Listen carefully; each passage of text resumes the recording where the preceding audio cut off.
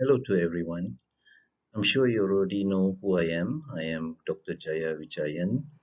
I normally teach biochemistry, and for the purpose of you going to the industrial training, it is necessary for you to be revisiting some of the fundamental knowledge that you have gained over the years. And for this part, it's on biochemistry. The first topic will be actually looking back at the basic calculations that you already learned in biochemistry. And in fact, you should be still having a strong knowledge about it over the other subjects that has these useful calculations. And also in terms of your FYP or final year project.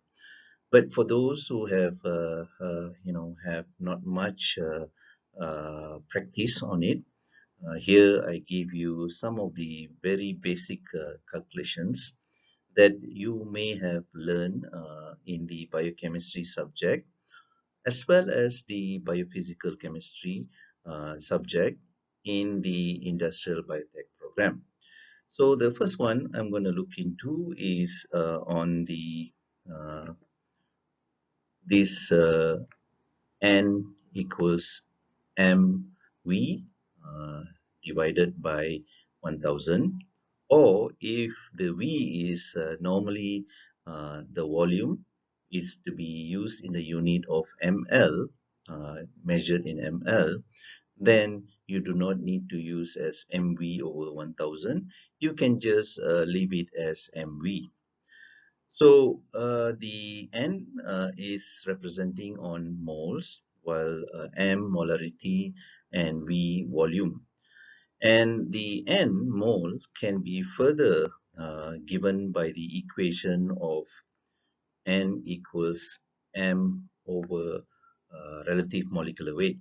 So if you know the relative molecular weight for that substance, and then you know the weight of the substance, therefore you can get the mole of the substance itself.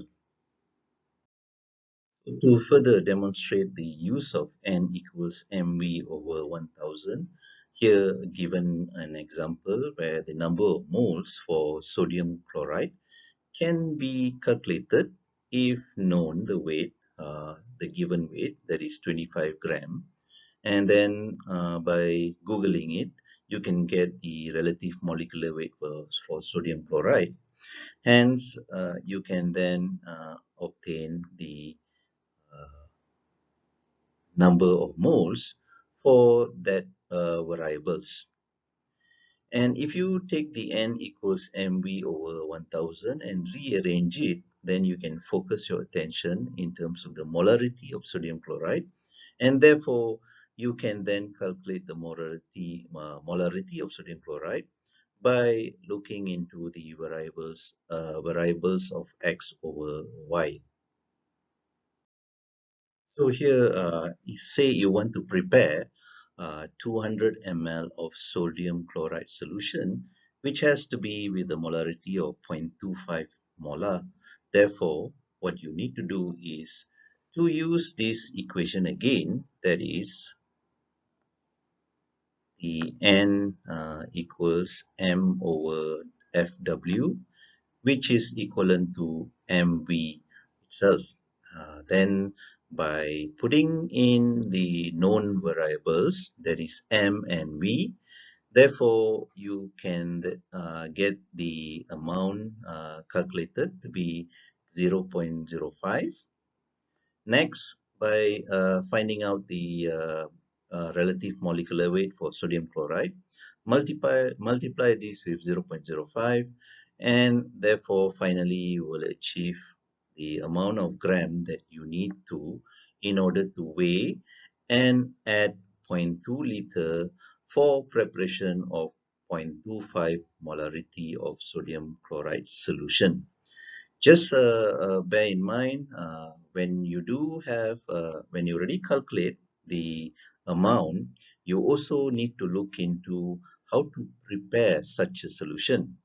For instance, in this example, you need to weigh 2.92 gram of sodium chloride and then transfer it into a volumetric flask of 200 ml and carefully add water until the meniscus of 200.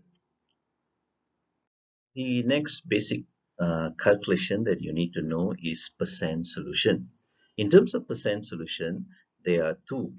One is known as percent weight over volume, and the other one is percent volume over volume. The first one is referring to solute form, while the second one is referring to a solution in another solution, which is in dissolved form. So but both of them are referring to total of 100 ml of solution they are dissolved in.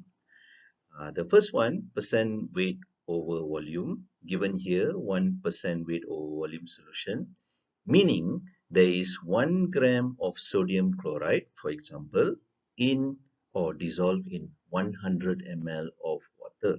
So that's 1% of weight over volume. While the second one, percent volume or volume, an example is 1% of ethanol, which means 1 ml of pure ethanol is dissolved in 100 ml of water. So these two, I hope you understand. The complication comes about where you cannot memorize what is the meaning or definition of percent weight or volume. Therefore, you do not know that it is encompassing of 100 ml of solution. You might forget and think it's over 1 liter. So no worries, you can always Google it and you will know the definition of weight over volume or volume over volume.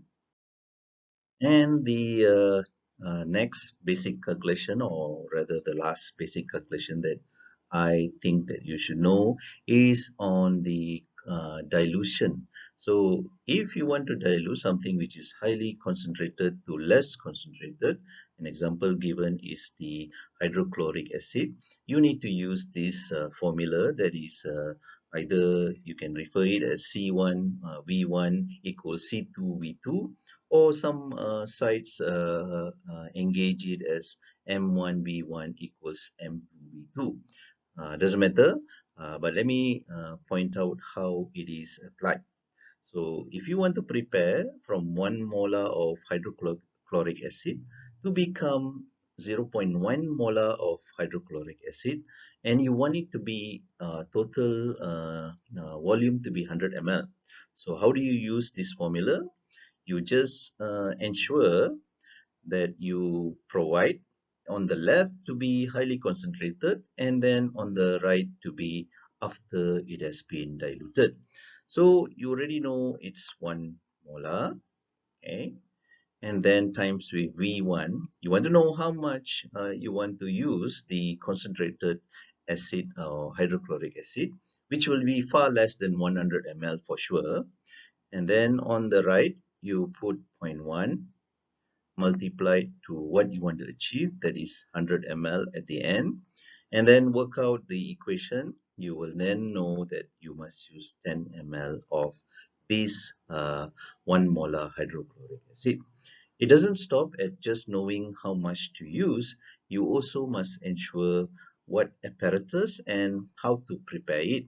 In this instant, you have to take this 10 ml of 1 molar hydrochloric acid and then transfer it carefully into a volumetric flask as shown there, and eventually add water until the meniscus and followed by mixing it.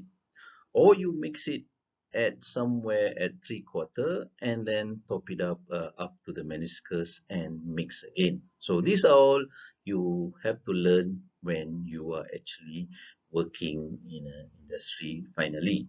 Okay. So how to use this standard curve, and what's the purpose of the standard curve? Why do you build a standard curve using standards such as bovine serum albumin? So once you build the standard curve, which is shown here, which is absorbance versus concentration, then you can determine an unknown, which is also protein. Say you want to know how much of protein found in a plant extract. Say you want to know how much of protein that is found in serum of a person, blood of a person. So in order to do that, you also determine the absorbance of the unknown sample, and then using the standard curve, you extrapolate as shown here, and then this will be the unknown's concentration based on comparison to standards. But those were the days where we had to build a graph manually. But nowadays you can use Microsoft Excel sheet and therefore easily determine the y equals mx plus c. And by putting in the variables accordingly, you can determine the unknown's concentration. The one issue or exemption of the use of standard curve is that it is not accurate when it goes to higher concentration. So assuming your sample is having a concentration beyond 1.6 absorbance. So based on what has been referred in the theory, if your concentration of the unknown having absorbance beyond 1.6, you cannot just increase the graph and then extrapolate accordingly, because it is referred in Beer-Lambert's law, is not accurate at higher concentration. Therefore, what you need to do is do it again, but dilute it in order for you to get absorbance of the unknown somewhere in the middle, and therefore you can now extrapolate accurately. And don't forget, you need to get the final concentration by multiplying by the dilution factor, then only you get it accurate. So that's the purpose of doing this standard curve and using the Beer-Lambert's law.